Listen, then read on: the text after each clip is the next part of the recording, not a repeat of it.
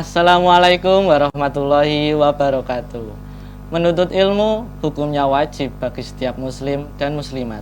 Jika kita merujuk kepada sumber kita, yaitu Al-Quran dan hadis, akan kita temui banyak perintah dan keutamaan bagi para penuntut ilmu. Namun tidak semua ilmu wajib untuk dipelajari, karena dengan kapasitas otak manusia dan waktu yang terbatas, mustahil bagi kita untuk mempelajari semuanya. Oleh karena itu, kita perlu untuk memilih ilmu apa yang harus kita pelajari dan kepada siapa kita akan belajar ilmu tersebut.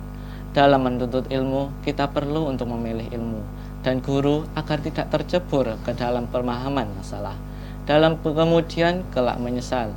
Lalu, ilmu apakah yang mesti kita pelajari? Kepada siapakah kita harus berguru? Pemirsa, sebuah tema memilih ilmu, tema, dan ketabahan berilmu. Saya Rifki Zulfa, inilah Cakrawala Santri Sejuk di Hati.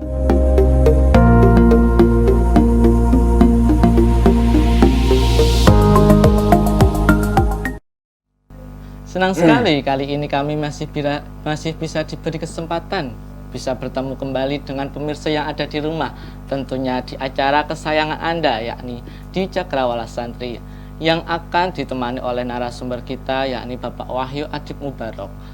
Saat ini telah banyak peristiwa-peristiwa yang tidak semestinya dilakukan oleh seseorang pelajar, seperti tawuran antar sekolah, pembelian guru, teman, dan kekerasan di dalam pembelajaran. Sangat disayangkan jika hal yang tidak diinginkan itu dilakukan oleh para generasi penerus bangsa. Mari kita saksikan cuplikan video-video peristiwa yang menjadi pembahasan kita kali ini. Inilah cuplikan video tersebut.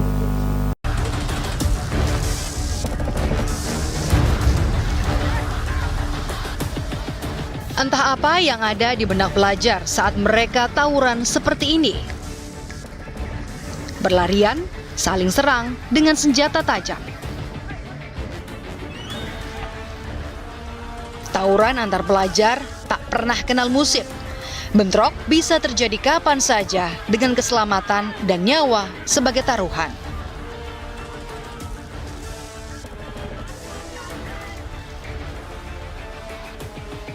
Sebuah mata rantai persoalan yang sampai kini tampak tak bisa diputus. Alhasil, mengeluarkan siswa dari sekolah dipilih jadi solusi. SMA Negeri 46 Jakarta misalnya, selama 1 tahun ini sudah men-DO sebanyak 12 siswa gara-gara tawuran. Tak ada data dan angka pasti berapa jumlah korban nyawa akibat tawuran antar pelajar. Tapi faktanya jelas, peristiwa dan kasusnya selalu ada setiap tahun. Dan setiap saat itu pula, masa depan anak-anak bangsa yang terenggut sia-sia. Kalau bisa jangan sampai terjadi tawuran lagi, karena itu mengganggu cita-cita dia, menghalangi harapan orang tua kan. Jadinya bikin hati orang tua khawatir terus kan kalau sampai terjadi tawuran kayak gitu. Nanti bakalan jadi korban lagi nggak ada habis-habisnya.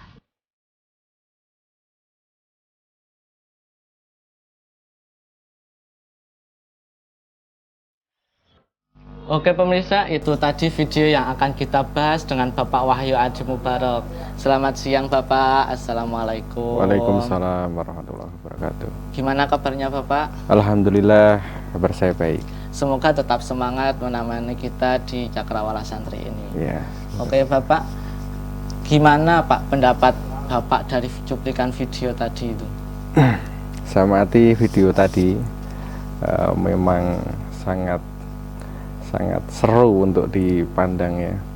Tapi itu mempunyai latar belakang yang sangat tidak baik. Jadi menurut saya itu kurang baik. Oh, jadi pendapat Bapak itu kurang baik ya Pak, Iya. video itu. Nah, oke Pak, terus mengapa sih hal-hal demikian itu bisa terjadi? Apakah ada yang salah dengan ilmunya atau ada yang salah dengan gurunya? Padahal kan dia juga sekolah tuh Pak. Apa ada juga yang salah dengan pergaulannya? Itu kenapa Pak? Kenapa kok bisa terjadi Pak? Tapi pemirsa, kali ini kita akan istirahat terlebih dahulu. Jadi jangan kemana-mana, tetap bersama kami di Cakrawala Santri, sejuk di hati.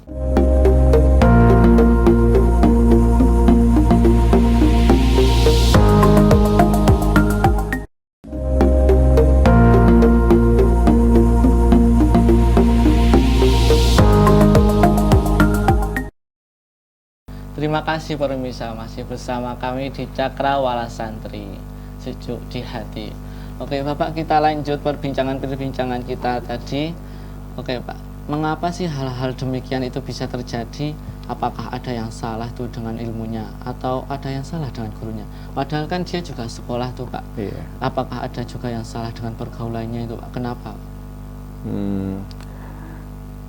Kalau dilihat dari latar belakang tawuran seperti tadi ya, Iya. itu sebenarnya terjadi karena mereka itu tidak mengerti mengenai bagaimana cara menanggapi sesuatu persoalan. Mereka menanggapi persoalan tersebut yang mungkin kita bisa tahu latar belakang daripada tawuran itu karena hal-hal sepele kan. Iya. Suatu persoalan mungkin karena dendam ataupun salah satu dari kelompok mereka ada yang melakukan kesalahan ataupun berebut sesuatu cewek atau apa yang lain. Nah, dari persoalan-persoalan itu, mereka itu menanggapi secara tafrid ataupun ifrot, secara gegabah, terlalu, tidak menanggapinya dengan secara moderat, seimbang, tidak terlalu langsung memvonis itu negatif, harus dilawan. Dan itu dilatar belakangi dengan emosi. Dan waktu mereka itu emosi, mereka menyimpulkan berpikirnya itu tidak baik. Akhirnya timbul terjadi seperti itu. Tawuran itu ya Pak. Dan mereka kan kategori pelajar ya. Iya. Pelajar Masih sekolah gitu ya. Masih sekolah. Apa mereka salah di tempat sekolahnya, guru-gurunya salah mengajarkan yang tidak baik? Justru tidak seperti itu. Justru itu adalah sebagai suatu tanggung jawab seorang guru dan juga tanggung jawab orang tuanya masing-masing. Jadi kalau sudah di sekolah, waktu di sekolah mereka adalah tanggung jawab guru-gurunya, guru sekolahnya. Terus kalau di rumah ya ditanggung jawabi oleh orang tua. Nah, sebenarnya guru sama orang tua itu nggak ada yang salah dalam mengarahkan anaknya, dan anak pun juga nggak ada yang salah ketika melakukan suatu perbuatan yang tidak baik. Mungkin karena dia kurang tahu ataupun kurang mengetahui daripada ilmu-ilmu agama dan sebagainya. Nah, yang sebenarnya perlu diperbaharui dengan kejadian itu adalah pertama itu orang tua mengarahkan anaknya itu bagaimana sewaktu ia kecil. Terus kalau nanti udah remaja, nah ia harus dimanakan, belajar di mana, seperti itu. Nah, itu yang bisa memilihkan adalah orang tua. Kalau semisal anak-anaknya yang memilih, saya mau sekolah di situ, saya mau belajar di situ, dia nggak punya pikiran yang baik dalam penentuan itu. Yang bisa menentukan adalah orang tuanya dan keluarganya, dan saran-saran dari orang-orang yang mulia seperti itu. Jadi untuk menanggapi hal seperti itu, kita kembalikan ke orang tuanya. Kita kembalikan ke orang tuanya guna untuk mengarahkan yang lebih baik. Kalau orang tuanya itu istilahnya belum bisa untuk menentukan di mana anaknya agar ia bisa menjadi yang lebih baik, nah itu perlu adanya bermusyawarah dengan keluarganya, dengan orang-orang yang alim, dengan orang-orang yang istilahnya baik dan sebagainya. Mereka perlu berdiskusi, bermusyawarah dengan orang lain guna untuk anak itu bisa menjadi yang lebih baik. Pertama dalam anak itu sekolahnya di mana, gurunya siapa. Nah, itu perlu dipertimbangkan. Terus kalau sudah menemui di mana anak itu harus belajar, di mana anak itu bisa memperoleh ilmu dengan gurunya yang baik. Bagaimana? Nah, ketika sudah seperti itu, tentu anak itu akan bergaul dengan teman-temannya yang baik juga. Tapi kalau sudah salah dalam mengambil pergaulan dan dia itu ada peluang untuk melakukan negatif, ya sudah seperti tadi kejadiannya. Jadi kesalahan yang pertama, kok bisa terjadi hal seperti itu? Ya karena orang tua. Dan sebenarnya itu telah disinggung di kitab Ta'lim Muta'alim, bahwasanya seorang anak itu mau baik ataupun buruknya agama anak tersebut, mau Islam atau maupun non Islam, itu tergantung orang tuanya. Mulai dari kecil lahir itu sebenarnya anak itu nggak punya salah apa-apa, tapi yang menentukan anak itu bisa baik, bisa selamat atau tidaknya adalah yang pertama adalah orang tua. Iya. Kalaupun nanti orang tuanya sudah mengarahkan baik, tapi ternyata masih belum baik, ya itu bukan salah orang tua. Jadi dikembalikan ke anaknya. Iya. Jadi kalau istilahnya terjadi tawuran tersebut, itu karena latar belakang dari dasar anaknya itu mungkin kurang berhasil dalam mendidiknya sewaktu ia kecil sampai remaja dan akhirnya seperti itu. Iya. Seperti itu ya Pak, menurut Bapak. Jadi kalau anak-anak tawuran, anak-anak remaja itu bukan salah orang tua atau gurunya itu Pak. Ya, kita tidak bisa untuk menyalahkan siapa yang salah sebenarnya. Tapi kita harus introspeksi, gurunya juga introspeksi diri, terus orang tuanya juga introspeksi diri, terus kalau bisa guru dan orang tuanya. Nah itu untuk membuat metode bagaimana anak-anak mulai dari ia kecil, mulai dari ia sudah masuk SD, kemudian SMP, kemudian SMK, remaja dan sebagainya. Nah, bagaimana cara mengubah anak itu untuk bertumbuh menjadi yang lebih baik, seperti itu, bisa punya akhlak dan sebagainya. Ya, seperti itu. Seperti itu, Pak. Jadi kalau kebanyakan nih Pak, kalau terjadi tawuran itu pastinya yang kebanyakan itu anak-anak universitas ya, anak kuliahan. Jadi kalau anak kuliahan itu kebanyakan sudah dewasa. Udah dewasa. Jadi kalau terjadi tawuran itu tergantung anaknya itu. Iya. Bukan dari segi orang tua atau gurunya ya. Nah, itu barangkali dulu pas waktu kecil dia udah dikasih pengertian bahwasanya dia harus ngaji, tahu tentang akhlak dan sebagainya, tapi dia enggan, akhirnya tidak berhasil. Ya jadinya pas waktu ia udah dewasa, dia tetap seakan-akan melakukan hal yang negatif itu nggak ada penghalangnya, karena dia waktu kecil, nah itu tidak berhasil dalam mengetahui ilmu-ilmu soal agama dan sebagainya, akhlak. Makanya dewasanya itu mengarah ke hal yang negatif. Dan bisa jadi juga memang tidak ada arahan dari orang tua, kurang ataupun kurang berhasilnya orang tua untuk mendidik anak. Lah akhirnya dewasanya ya seperti itu. Ada kalanya seperti itu. Oke Pak. Iya. Baik pemirsa, sungguh menarik sekali penjelasan dari Bapak Adib tersebut. Tapi pemirsa, kali ini kami akan istirahat terlebih dahulu, dan yang setelah ini kita akan melanjutkan perbincangan kita dengan Bapak Adib, dan pada kesempatan kali ini kami akan memberikan kesempatan kepada para pemirsa yang ada di rumah yang ingin bertanya kepada Bapak Adib. Jadi jangan kemana-mana, tetap bersama kami di Cakrawala Santri, sejuk di hati.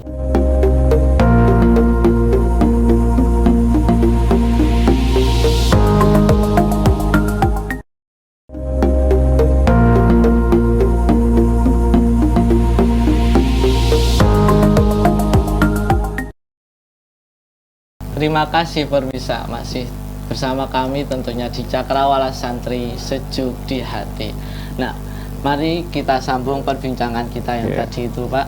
Nah, oke Pak, dari perbincangan kita tadi ini Pak, saya itu mempunyai satu pertanyaan. Yang itu pertanyaannya, ilmu apakah yang mesti kita pelajari dan kepada siapa kita harus berguru itu Pak?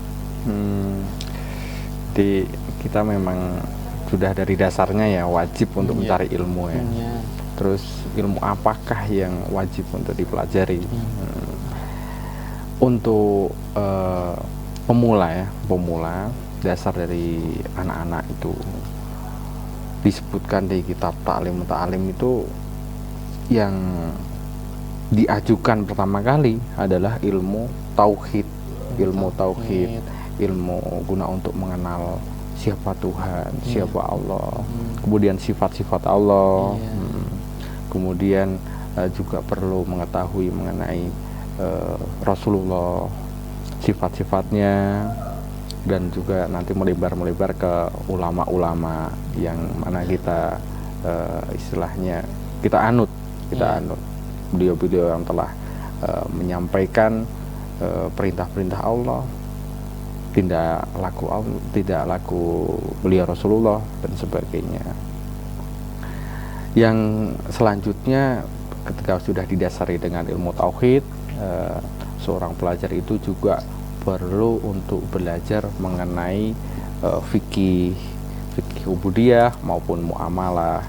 Kemudian juga perlu disertai dengan ilmu akhlak, ilmu adab. Nah, dengan seperti itu anak itu bisa tahu bahwasanya dia itu adalah hamba dengan ia mengenal Tuhannya. Dan nanti kalau sudah mengkaji kitab fikih atau mempelajari kitab fikih, mempelajari mengenai adab, akhlakul karimah, dia bisa tahu bagaimana cara kalau fikih dia bisa beribadah dengan baik.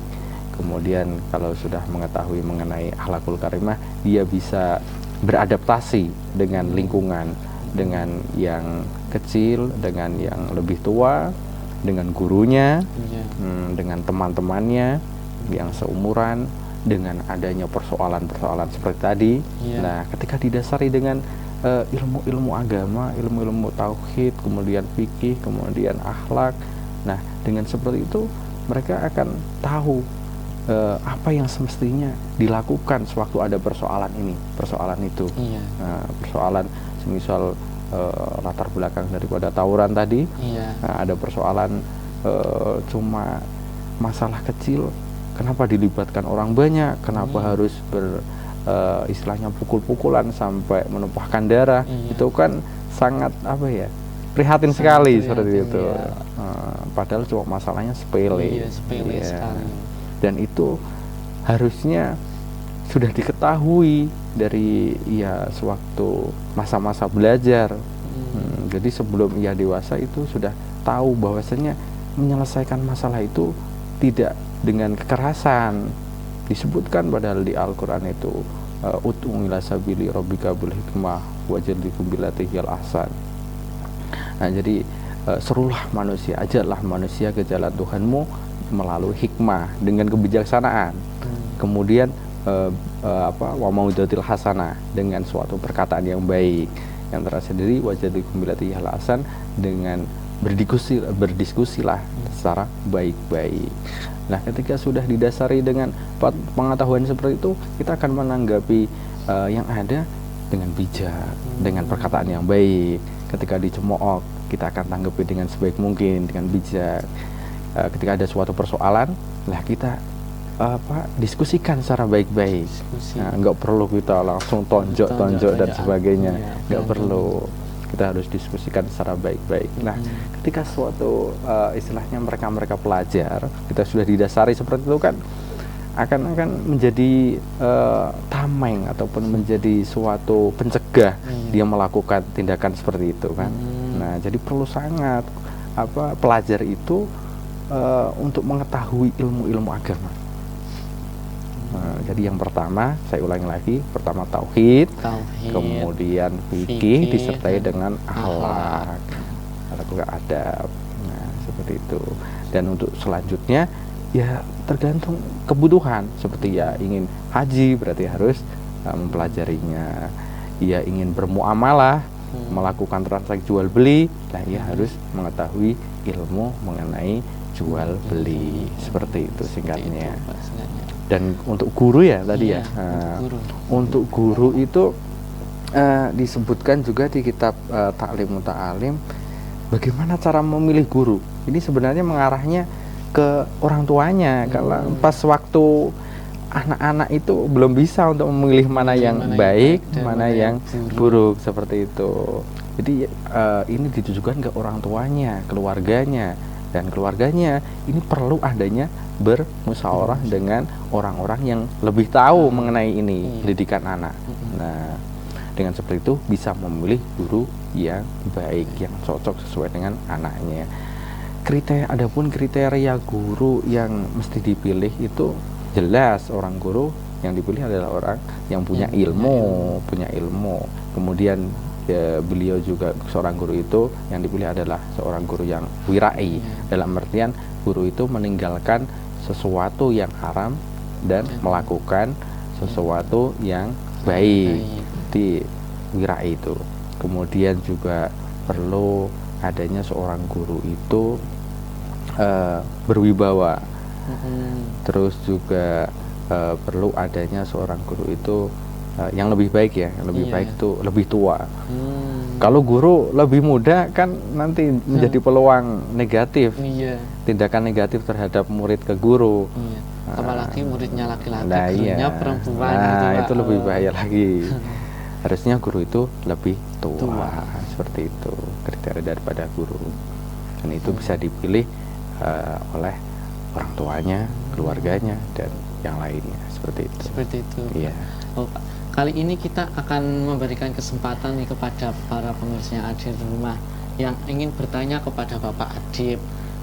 Nah, kita sudah memiliki tayangannya Pak ini. Bisa kita saksikan terlebih dahulu. Ini tayangannya. Assalamualaikum warahmatullahi wabarakatuh, Pak Adib. Sebelumnya ini saya mau tanya, mengapa kita sebagai umat Muslim begitu dianjurkan bermusyawarah, bahkan itu di dalam mencari ilmu? Ya, itu bisa dijelaskan Pak Adib. Gini Pak, pertanyaannya itu, mengapa kita sebagai umat Muslim begitu dianjurkan untuk selalu bermusyawarah dalam menyelesaikan berbagai persoalan, termasuk dalam mencari ilmu? Itu Pak maksudnya. Iya, paham. Kita kan istilahnya sebagai manusia yang mana umatnya Nabi ya, Nabi, dan kita seenggaknya bisa melakukan apa tindakan Nabi, apa perilaku Nabi kita lakukan. Lah, di kitab Ta'lim Muta'alim ini disebutkan bahwasanya innallaha ta'ala amara Rasulullah.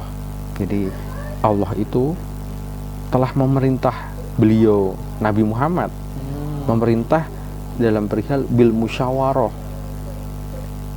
Nabi Muhammad ini diperintah oleh Allah Subhanahu wa taala untuk bermusyawarah dalam menanggapi berbagai persoalan dalam suatu hal apapun. Diperintah untuk musyawarah, padahal Nabi sendiri itu kan udah istilahnya manusia, sosok yang sempurna. Sosok yang sempurna, dan ialah sosok makhluk yang paling betul. Kenapa diperintah untuk minta pendapat orang lain, untuk bermusyawarah? Nah, dengan seperti ini kita sebagai seorang yang biasa, kita seakan-akan secara tidak langsung kita juga diperintah untuk bermusyawarah. Nabi saja disuruh musyawarah, apalagi kita yang orang biasa, seperti itu. Dan banyak sekali hikmahnya kita bermusyawarah. Kita dapat memperoleh suatu mufakat, tentunya kita dapat memperoleh kebijaksanaan dalam menanggapi berbagai persoalan.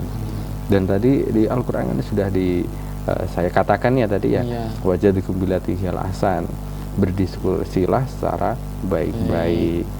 Jadinya memang bermusyawarah itu sangat diperlukan di suatu hal apapun, tapi khususnya untuk bermusyawarah mendidik anak. Nah, di sini juga ditekankan, tapi ini tidak mengarah ke persoalan mendidik anak saja, tapi ke seluruhnya. Semisal tadi coba saja ya, video tadi mengenai tawuran tadi. Nah, itu ada persoalan kemudian dimusyawarahkan, kan tidak akan timbul sesuatu yang tidak diinginkan. Iya. Gitu. Harusnya dimusyawarahkan sebelumnya, dimusyawarahkan dulu menanggapi kesalahannya apa, terus bagaimana kejelasannya. Kalau udah nggak mau tahu, langsung emosi, ya jadinya seperti itu. Iya, makanya diperlukan untuk musyawarah itu, nah, untuk menentukan yang lebih baik. Sangat diperlukan itu musyawarah. Iya. Bermusyawarah jadi penting ya Pak. Iya. Nabi aja disuruh bermusyawarah, Nah, apalagi kita yang iya. orang biasa ini Pak. Ini Pak, ada satu soal lagi nih Pak. Iya. Ini dari teman saya yang tadi menghubungi saya nih Pak. Seperti apakah kriteria orang yang baik untuk kita jadikan teman Pak? Itu bagaimana kriterianya Pak? Ya, baik sekali itu, karena kita itu hidup tidak sendirian ya, Iya. mesti bergaul dengan teman-teman. Nah, Sosial. dengan seperti itu kita itu harus pandai untuk memilih teman. Sewaktu kita dalam belajar. Iya. Nah, di kitab Ta'lim Muta'alim juga disinggung mengenai bagaimana cara untuk memilih teman. Ini cara ya. Cara memilih teman itu kita seumpama kita akan mencoba untuk berteman dengan si A. Nah, kita jangan istilahnya, jangan menelusuri sifat-sifatnya dia, tapi telusurilah siapa temannya si A itu. Ketika kita sudah tahu temannya si A itu siapa, nah kita lihat teman-temannya itu baik atau enggak. Kalau teman-temannya tidak baik, lah itu otomatis si A tadi tidak baik. Tapi sebaliknya, ketika teman-temannya baik, nah itu baik juga berarti si A. Nah, perlu kita istilahnya dekati. Kata kita Ta'lim seperti itu, kita ada teman yang baik, maka tindakan kita ya temani, seperti itu. Dan kata kriteria teman yang baik itu bisa juga diketahui dengan tindakannya sebenarnya. Tindakan dia diamati dengan kesehariannya, dia perkataannya, akhlaknya, seperti itu. Iya, cara dia menanggapi persoalan dan sebagainya. Ketika pemarah, nah kita jangan dekat-dekat dengan pemarah, nanti kena imbasnya seperti itu. Tapi kita juga perlu tahu bagaimana cara menanggapi teman yang pemarah seperti itu. Berarti kita sikapnya jangan membuat ya tersinggung, marah seperti itu. Nah, jadi istilahnya kita itu hidup ditekankan untuk hidup damai dengan pihak lain, sekalipun beda budayanya, beda istilahnya cara hidupnya, pola berpikirnya, tapi kita harus bagaimana caranya untuk mencari bersikap toleran seperti itu, toleran, pandai-pandai untuk menyikapi satu sama yang lain, meskipun beda agama. Iya. Dan juga ada istilah kata itu, kalau kita cinta Islam, jangan menyakiti agama lain. Jangan menyakiti agama lain. Ketika kita cinta terhadap Islam, berarti kita harus menerapkan jangan menyakiti agama lain, karena Islam itu tidak seperti itu. Ya, apalagi sama-sama Islam. Jangan menyakiti dia. Non Muslim aja tidak diperkenankan untuk disakiti sama Islam. Iya. Itu Pak. Iya. Oke Pak. Dari Bapak ini ada apa? Ada sebuah solusi atau sebuah apa ya namanya itu, sebuah ya intinya sebuah solusi bagi orang tua yang ada di rumah itu supaya bisa mendidik anaknya yang lebih baik dan tidak terjadi sebuah peristiwa-peristiwa yang tidak diinginkan seperti video tadi, seperti tawuran itu. Iya, iya. Paham. Di memang sekarang itu sulit ya mencari di mana anak itu mestinya belajar agar tidak sampai terjerumus dengan hal-hal negatif seperti itu, mungkin pengaruh temannya dan sebagainya, peluangnya dan sebagainya. Nah, itu tempat yang aman saya amati itu adalah mana lagi kalau bukan pesantren. Iya. Sekolah yang ada pesantrennya ataupun pesantren saja, ataupun ya karena kita temukan di pesantren itu apa ya istilahnya, bisa mendidik anak untuk menjadi lebih baik. Di pesantren ada akhlak, di pesantren juga ada seorang guru yang mendoakan sebagai istilahnya media untuk anak itu menjadi lebih baik, dan di situ juga diajarkan cara bertoleransi terhadap santri dengan santri yang lain, dan itu akan terbentuk sosok anak yang mempunyai akhlakul karimah. Dan juga kalau memang belum bisa untuk istilahnya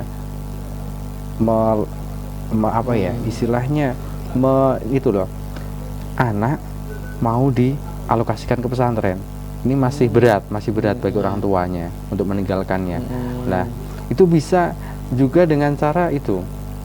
Pertama, mungkin di desanya ada guru, tokoh-tokoh ngaji, tokoh ngaji masjid ataupun musola ataupun TPA, madrasah. Lah, ada peluang seperti itu, kenapa tidak dimasukkan ke situ setelah pulang sekolah ataupun malamnya?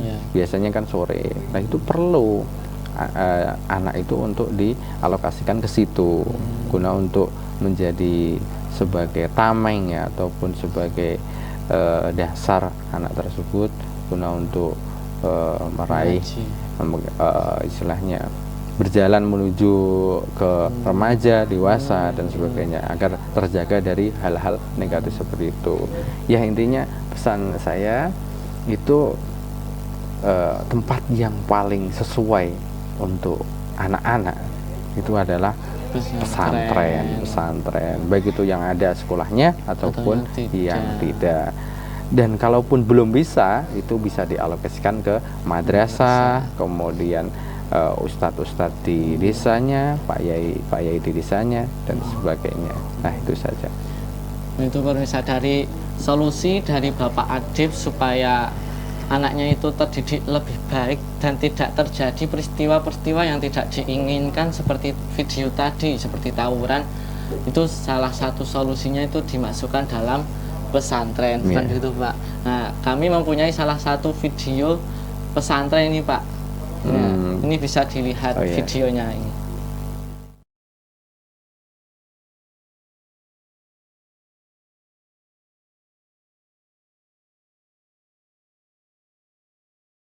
Yayasan Syubhanul Waton adalah suatu lembaga pendidikan yang mengajarkan ilmu agama dan ilmu umum.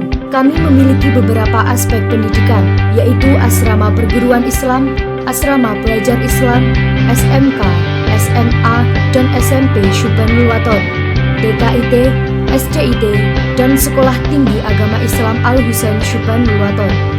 Kami didukung hampir 1.000 ustadz dan memiliki sekitar 13.000 santri.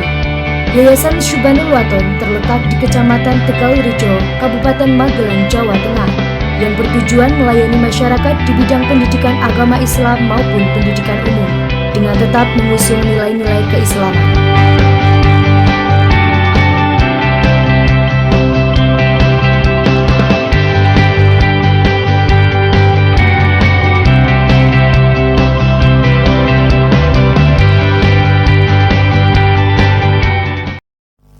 Itu Pak salah satu video pesantren yang bisa mendidik anak yang lebih baik. Iya, gitu, bagus Pak. sekali, bagus sekali. Oke Pak, terima kasih sekali Bapak Adib. Sungguh banyak sekali pelajaran yang dapat kita petik pada hari ini Pak. Semoga kita semua bisa menjadi manusia yang mampu untuk membuka hati kita supaya bisa lebih mendekatkan diri kepada Allah Subhanahu wa Ta'ala.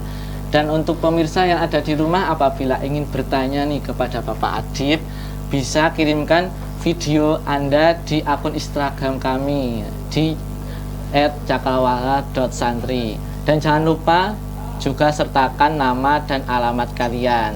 Baik Bapak, insya Allah kita masih akan bertemu lagi nih Pak. Tentunya di acara dan jam yang sama nih Pak. Dan saatnya saya Rifki Zulfa untuk undur diri. Mohon maaf apabila ada salah kata. Wassalamualaikum warahmatullahi wabarakatuh.